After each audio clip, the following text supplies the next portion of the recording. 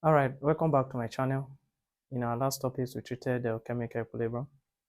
We talked about the Chatelier principles. We spoke about factors that affect chemical equilibrium. So after discussing those whole topics, there is need to assess your knowledge on this topic. So if you should look at the board, I'm having some assessment questions on chemical equilibrium. So we're going to treat each of them with a given explanation. If you should have any question to ask, please comment on the comment section as you go through this video. So we're going to start from number 1. So the question goes this way: which of the following statements best describe chemical equilibrium? I read again: which of the following statements best describe chemical equilibrium? We said A, the reactants stop reacting when equilibrium is reached. B, the concentration of the reactants and product are equal. C, the rate of the forward reaction equals to the rate of backward reactions. D, the products no longer react to form the product. So in this question, if you can say, we said any chemical system that is in equilibrium must be in a reversible form. That is to say, the rate of backward reaction is equal to the rate of forward reaction, or the rate of forward reaction is equal to what? The rate of backward reaction. So the option that is correct is what? Is C. Option C is the answer, because the rate of forward reaction equals to the rate of backward reaction. So let's go to question 2. We said for the reaction, this sulfur 4 oxide reacting with oxygen gas to give sulfur 6 oxide.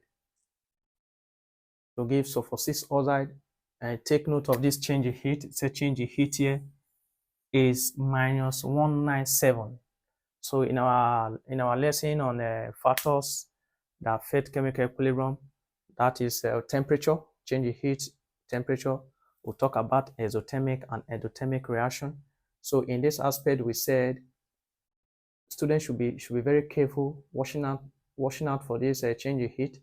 Since change in heat is negative, we're going to talk about only the effect on exothermic reaction. So we said in exothermic reaction, I gave the criteria. When it is increased, it shifts to so side. When it is decreased, it shifts to so way.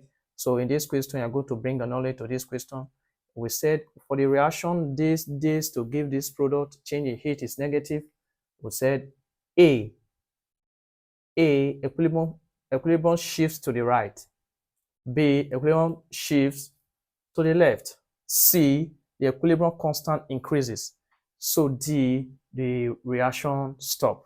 So I'm going to leave this for you to answer. Let me see your comment on it in the comment section, so that I will know the level you have been throughout this topic. So we said number 2, say what happens to the equilibrium position when pressure is increased in the reaction? What happens to the equilibrium position when pressure is increased in the reaction? We said this equation to give P, C3, and chlorine gas. We said A, equilibrium position going to shift to the right. B, shifts to the left.